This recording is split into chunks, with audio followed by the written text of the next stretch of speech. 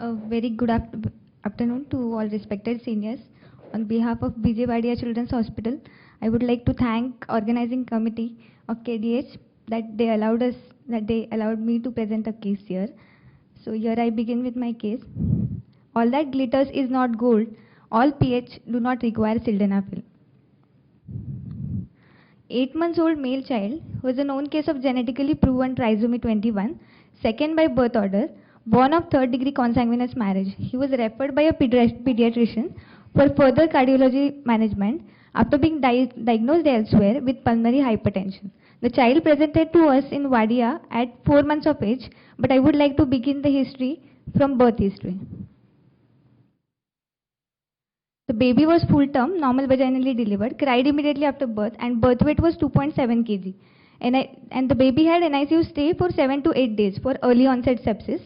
During this stay, the baby was diagnosed of congenital hypothyroidism with hypocalcemia with a small ostium secundum atrial septal defect. During this admission, baby got treated for the sepsis and he was discharged with the calcium supplements and vitamin D supplements. After that, at the age of 1 month, the baby was readmitted for lower respiratory tract infection, during which he got treated with the antibiotics, and the repeat echo was suggestive of the same as small ostium secundum atrial septal defect shunting left to right, but associated with a severe pH and right ventricular dysfunction. In order to evaluate the right ventricular dysfunction, the baby underwent CT pulmonary angiogram outside, which was suggestive of a dilated right atrium, right ventricle, and pulmonary artery. Although there was no evidence of pulmonary thromboembolism, no evidence of any portosystemic shunt or Abernethy malformation, and that's why the baby was discharged on sildenafil, furoped, and digoxin. When the baby presented to us at Wadia Hospital at the age of 4 months, he was clinically as he had tachycardia, tachypnea, but there was no respiratory distress. Peripheral pulses were well fed. Both upper limb and lower limb saturations were 98%. Hyperdynamic precordium was there along with parasternal heave, and the parasystolic murmur was grade 3/6 in third and fourth left parasternal space. There was mild hepatomegaly and the lung fields were clear. During this evaluation, the echocardiography revealed the same as before: small ostium secundum ASD shunting left to right with the elevated right ventricular systolic pressure, which were 50 plus right atrial pressure, right ventricular hypertrophy with a normal systolic function, but the TAPC was around 1.1 centimeter, and there were no other intracardiac or extracardiac shunts, no RV outflow obstruction. This is the echocardia image showing ostium secundum ASD completely shunting left to right. So to evaluate for that high PA pressures, we did a cardiac catheterization, and the pressure and oximetry done at baseline and after administration of IV sildenafil, the data were as this was the CAT data at baseline.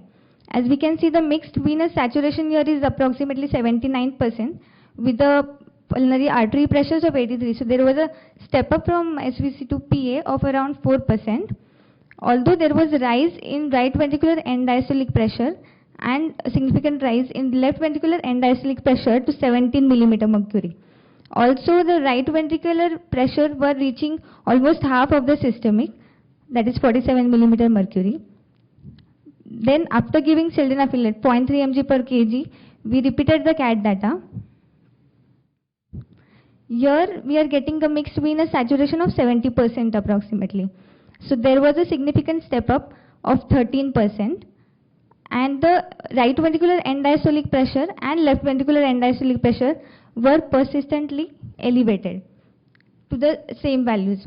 Also, there was rise in main pulmonary artery and right ventricular pressures to 52 and 50 millimeter mercury respectively. So it was suggestive of a left ventricular diastolic dysfunction. Also, the QPQS ratio increased to 1.9 from 1.2, and PVRI also increased from 1.56 to 1.83. So the final diagnosis was small ostium secundum ASD with left to right shunt, elevated left ventricular end diastolic pressures, and increase in both QPQS and PVRI after sildenafil. So in view of left ventricular diastolic dysfunction eventually causing the high pulmonary artery pressures, we stopped the sildenafil and we started the baby on enalapril at the dose of 0.1 mg per kg per dose twice a day, and minimal dose of furoped, and also vitamin D supplementation and calcium, for which the compliance was not good. We ensured the compliance. Child was followed up after 1 month. He was doing well, asymptomatic, and breathing and feeding comfortably. And the repeat echocardiography at the age of 5 months was the shunt was left to right, and the estimated right ventricular systolic pressure had come down to 19 plus RAP, and the pulmonary artery pressures were subsystemic by septal position. This is the echocardiography image showing the tricuspid regurgitation jet of 19 plus RAP. So when it comes to a Downs baby, generally these are the causes which we think of giving rise to elevated PA pressures, and they're like upper airway obstructive diseases, repeated infections due to immunodeficiency, sleep apnea, or the non-regression of neonatal PVR. But in our case, it was the left ventricular diastolic dysfunction which was causing elevated PA pressures, and that's why when the sildenafil stopped and when we started the baby on NVAS, it recovered. So I would like to speak about 2 articles. So this is the first where they have taken a cohort of, it is basically a randomized control trial of 200 patients, but it is data of adult patients where they were operated for valvular heart surgery, and after that they were having pulmonary arterial hypertension.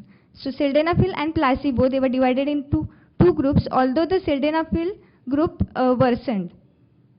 So this discourages use of sildenafil in PH post-valvular heart surgery. And this was the other article which is saying that abnormal LV filling, which is due to elevated RV pressures in a pulmonary hypertension, which causes the compromise in LV diastole, because of that prolonged RV systole, and thus causing LV diastolic dysfunction. So vice versa, the cause and effect relationship can be seen, that RV and LV interdependence. That's it. Thank you. Thank you, Dr. Varsha, for a very nice case, and it brings to the fore that we should not go just by the TR gradient.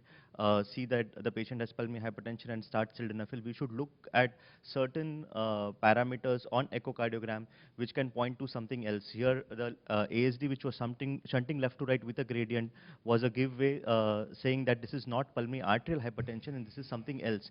And that something else is also possible in pediatric other than pulmonary arterial hypertension is what we need to recognize. We also had a similar case in which we stopped sildenafil. The child is now 4 years of age and is doing extremely well. Normal LV function, normal RV function, and near normal PA pressures.